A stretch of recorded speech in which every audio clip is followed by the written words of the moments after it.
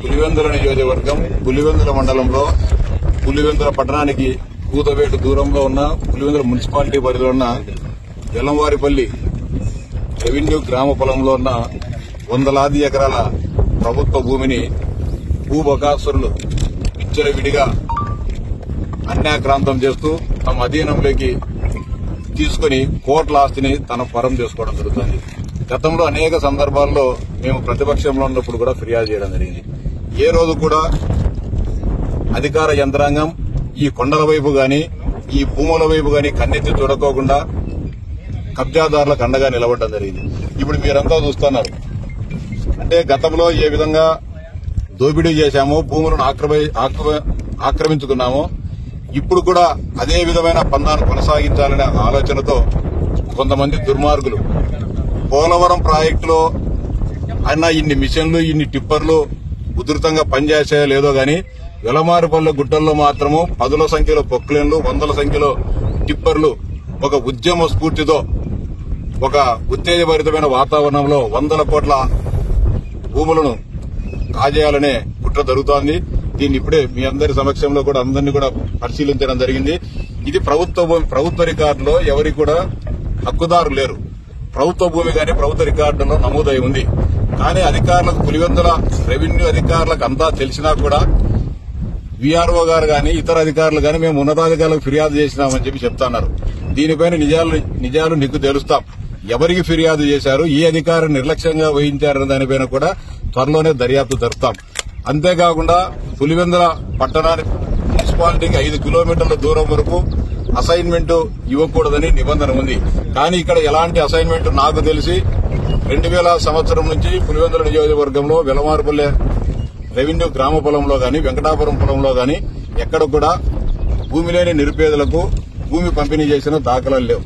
నేను దానికి అనేక సందర్భాల్లో అసైన్మెంట్ కమిటీలో అప్పుడు సభ్యునిగా ఉన్నా, ఇప్పుడు కూడా శాసనమండలి సభ్యుని హోదాలో సభ్యునిగా ఉన్నా. కానీ ఇంత పట్టణానికి కూతవేటు దూరంలోనే అధికారులంతా కూడా ఈ దారిలోనే ఆ దారిలోనే తిరుగుతా ఉన్నా కూడా ఈ దురాక్రమణదారుల పట్ల ఏమాత్రం చర్యలు తీసుకోవడం గాని హెచ్చరించకపోవడం గాని ఉండడం అంటే ఇది కేవలం నిర్లక్ష్యపూరితము, కుట్రపూరితమైన వ్యవహారం అని చెప్పి భావిస్తా ఉన్నా.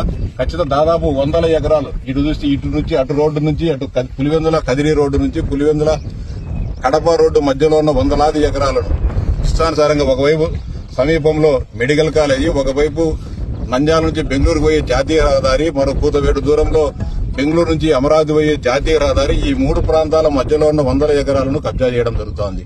దీనిపైన సమగ్ర విచారణ జరిపిస్తాం. రేపో మాపో జిల్లా కలెక్టర్ గారిని కలిసి వెలమారుపల్లిలో ఏదైతే గతంలో అసైన్మెంట్ గాని పట్టా భూములను కానీ ఏమున్నాయో వాటన్నింటినీ రికార్డులన్నీ పరిశీలించి ఎవరైతే అనాధీనంగా ఆక్రమణలు చేసుకున్నారో వాటన్నిటిని కూడా మళ్లీ ప్రభుత్వపరం చేస్తాం. ప్రభుత్వ ప్రయోగ కార్యక్రమాలకు వాటన్నింటిని కూడా ఉపయోగించడం జరుగుతుంది. అంతేకాకుండా ఇంకా దారుణమైన విషయం, ఏ విధంగా ఇంత దూరము విద్యుత్ శాఖ అధికారులు కరెంటు మీటర్లను అనుమతులు ఇస్తున్నారో అర్థం కావడం లేదు. వారికి పట్టాదారు పాస్బుక్లు లేవు, లేకపోతే ఇతర ప్రభుత్వం ద్వారా ఎలాంటి అధికృత పత్రాలు లేవు. కానీ కిలోమీటర్లు ఏ విధంగా వాళ్ళు పోలు సరఫరా చేస్తున్నారు, ఏ విధంగా వాళ్ళకు ట్రాన్స్ఫార్మర్లు ఇస్తున్నారు, ఏ విధంగా వీటికి అనుమతులు ఇస్తున్నారో కూడా అర్థం కాని పరిస్థితి. వాటిపైన కూడా ఏ విధంగా విద్యుత్ కనెక్షన్లు ఇచ్చారంటే ఒక భూమి ఒక పట్టా నెంబర్ చూపించి ఇంకొక పట్టా భూమికి ఏమైనా కూడా కనెక్షన్ తీసుకున్నారో వాటిని కూడా పరిశీలించుకోకుండా ఏ విధంగా ఇవ్వడం జరిగింది. ఏ విధంగా రెవెన్యూ అధికారులు వీటికి మీటర్లు ఇమ్మని చెప్పి ఏ విధంగా వారు కూడా అనుమతులు ఇచ్చారు. వీటన్నిటిపైన కూడా సమగ్రమైన దర్యాప్తు జరిపిస్తాం.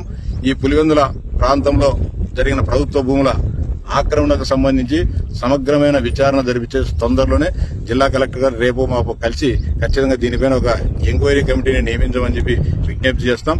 అవసరమైతే రాష్ట్ర ముఖ్యమంత్రి గారిని కలిసి ఈ ప్రభుత్వ భూముల ఆక్రమణ విషయాన్ని నిజాన్ని నిగ్గుతేలుస్తాం. ఎవరైతే ఆక్రమణదారులు ఉన్నారో వాళ్ళ మీద చట్టపరమైన చర్యలు తీసుకోమని చెప్తాం. అంతేకాకుండా నిర్లక్ష్యంగా వివరించి కోట్లాది రూపాయల ప్రభుత్వ భూమి అన్యాక్రాంతమే దానికి ఎవరైతే సహకరించినారో అందరి అధికారులపైన కూడా చర్యలు తీసుకుంటామని చెప్పి ఈ సందర్భంగా చెప్తున్నా. అవసరమైతే రాష్ట్ర ముఖ్యమంత్రి గారిని కూడా కలిసి దీనిపైన ఈ వ్యవహారం పైన ఖచ్చితంగా సమగ్రమైన విచారణ జరిపిస్తాం. ఫ్రీహోల్డ్ అని పెట్టుకుని కూడా మార్పు చేశారు.